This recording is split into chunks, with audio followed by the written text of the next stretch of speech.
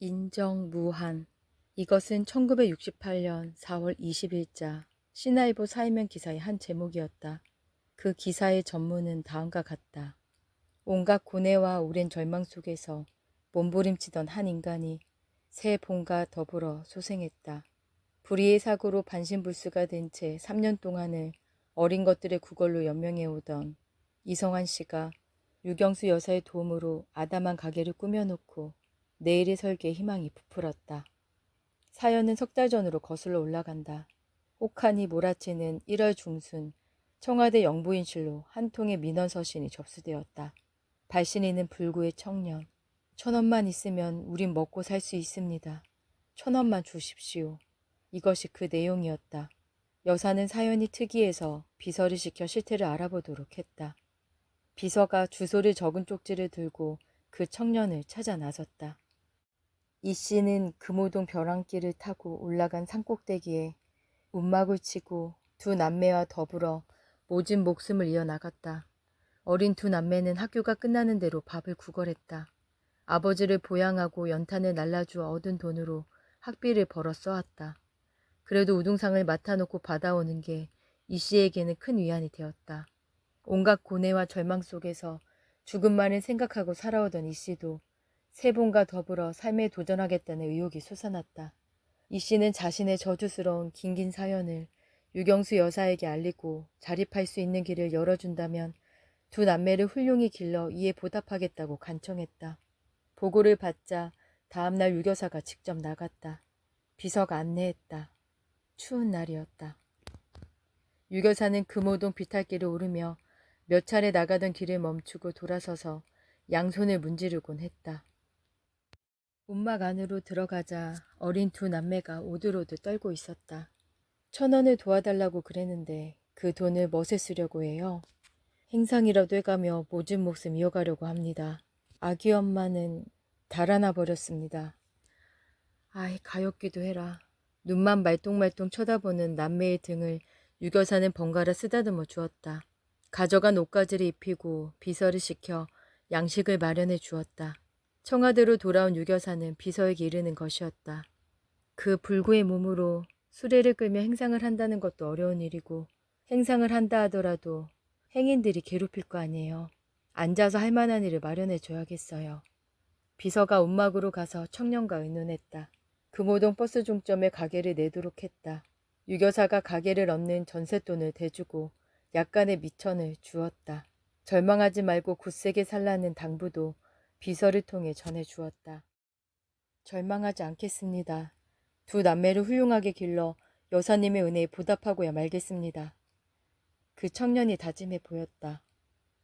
불구 청년은 3년 만에 움막을 나와 가게로 이사했다. 여사가 휠체어를 마련하여 선물로 보내주었다. 4월 20일 어떻게 해서 이 사연이 대한일보, 신화일보에 크게 보도되었다. 청년의 부인 김 씨가 그 기사를 읽고 집으로 돌아왔다. 유교사는 몇 달 후 비서에게 근황을 살펴보도록 지시했다. 비서가 가게를 찾아갔다. 일용 창거리도 팔고 만화가게도 차려서 생계에는 걱정이 없었다. 이 보고를 듣게 되자 유교사는 다시 일렀다. 하필 만화가게예요. 마을 아동들에게 이롭지도 못한 만화보다는 자파를 팔도록 일러주어요. 1964년 5월의 어느 날이었다. 성북구 화계동의 박재덕 씨가 생활고를 호소하는 서신을 유교사에게 보내왔다. 유교사는 사연이 너무나 애절하여 그를 방문했다. 6식구가 기거하는 키키한 움막집 속에서 지루한 그의 사정 이야기를 끈기 있게 들어주었다. 네, 그래서요? 더듬거리며 맥락이 닿지 않는 이야기의 줄거리를 간추리고 쾌묵과하여 끝내 그가 호소하려는 내용을 다하도록 이끌어 주었다. 그러면서 때가 새까맣게 절어있는 어린 아이들의 머리를 쓰다듬으며 미리 마련해간 빵을 손에 쥐어주고 별도로 양식과 땔감을 마련하여 급한 공경을 면하게 해주었다. 그리고 어떻게 하면 그가 자력으로 생활 방도를 세울 수 있을까 하는 문제를 궁리해 보곤 했다. 작은 미천이 될 수 있을지 모르나 이걸로 대책을 마련해 보세요. 비서를 시켜 금일봉을 주었다. 유교사는 이처럼 만나는 것으로 어려운 사정을 들어주는 것에 그치지 않았다. 호소 내용을 적어두거나 기억해 두었다가 동해나 구청이나 다른 기관을 통해 사실 여부를 확인하고 도와줄 수 있는 최선의 방법을 강구해 보려고 노력했다. 그리하여 움막집에 사는 그에게 동해를 통해 무상배급의 혜택을 받도록 길을 열어주기도 했다. 이 이야기는 평범한 신뢰에 불과하지만 이 일화를 들려주는 사람이 지적한 다음 한마디가 인상 깊은 것이었다. 불우한 사람들을 대하는 여사의 진지한 태도에는 누구나 그분의 대통령의 영부인이라는 사실을 잊게 합니다. 아무리 그들이 하는 이야기가 갈피를 종잡을 수 없는 것이라 하더라도 끈기 있게 들으시는 여사의 모습은 감탄을 금할 수 없게 합니다. 더구나 어려운 사정에 일일이 공감을 표시하며 함께 걱정하는 여사의 모습은 그들과 평소에 생활을 함께하는 바로 이웃에 사는 부인 같은 느낌을 줍니다. 불우한 그들도 마음에 있는 말을 거리낌 없이 털어놓을 수 있고 그것을 여사는 여사대로 무척 흐뭇하게 생각하였습니다. 유교사의 민원서신 처리는 물질적인 협조에 머물지 않았다. 지극히 개인적인 문제나 고민, 가정 불화 등을 호소하는 사람에게도 그들의 호소에 귀를 기울이고 협조해 주려고 애를 썼다. 유교사는 한 해에 받는 서신을 거의 5,000건 가까이 처리했다. 한 해에 5,000통의 서신을 쓰는 일은 보통 고된 일이 아니다.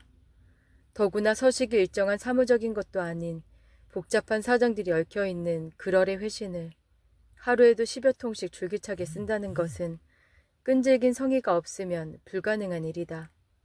이처럼 고되고 힘든 작업을 유교사는 국민들과의 진정한 대화라는 자세로 크나큰 보람을 느끼며 계속했던 것이다.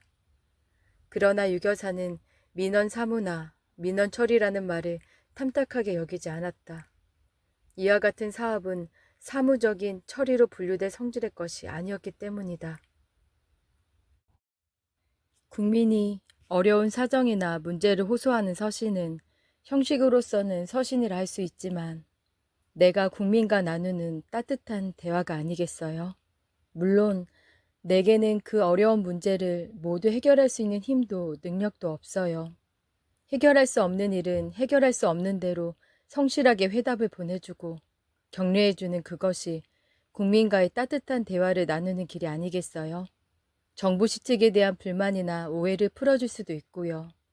진정한 성의나 사랑은 어디에서나 누구에게나 항상 통할 수 있다고 믿어요. 그와 같은 교훈과 자신을 나는 국민과의 서신을 통한 대화에서 배우고 얻을 수 있었어요. 다음 글은 여사가 친필로 남겨둔 민원 처리에 대한 소감이라기보다는 일종의 결론이라 할 수 있다. 단순히 이곳을 다녀가는 사람을 제외하고도 매일같이 수십 통씩 이곳과 왕래하는 편지들이 있다. 여러 가지 내용을 담은 수많은 편지와 이곳에서 보내는 답장 속에 이 세상에서 일어날 수 있는 모든 일들이 있는 대로 모두 담긴 듯한 느낌이다. 이 편지가 진정한 대화라고 생각하며 성실히 답해왔다. 그렇게 이곳에 답을 받고 보내오는 여러분의 따뜻한 인정이 담긴 편지, 격려의 편지 속에 나는 모든 것을 잊어버릴 만큼 푸근함을 느끼며 진정 반가운 마음이다. 편지 속에서 오해가 풀릴 때처럼 또한 기쁠 때는 없다. 충분한 대화의 부족으로 얼마나 크고 많은 오해가 생기는가 하는 것을 느끼게 되었다. 이곳에 다녀가는 분들과의 수많은 대화를 돌이켜보면 성실과 사랑은 언제 어디서나 통할 수 있음을 다시 실감하는 바이다. 모든 일에 인정과 사랑이 있으면 모든 것이 풀린다고 생각한다. 애정이 없는 속에서 항상 자극을 받게 되면 사람들은 필요 이상으로 예민해지고 생각이 엉뚱하게 깊어져서 큰 잘못이 생기는 것이 아닌가 생각한다. 나는 경험을 통해 진정 아끼고 사랑하면 그러한 답이 오는 것을 느끼게 되었다. 그렇기 때문에 성실 속에서는 아무것도 두려울 것이 없음을 알게 되었다. 유교사는 도움을 요청하는 민원서신 중에서 스스로 어느 정도의 기틀을 마련해 놓고 협조를 요청하는 것에는 가능한 범위 내에서 도움을 베풀어 주었고 애써서 노력했음에도 힘이 약간 모자라 도움을 요청하는 것에는 거의 100% 협조를 아끼지 않았다. 즉, 자립의 가능성이 있는 것에는 집중적으로 도움을 주려 했다.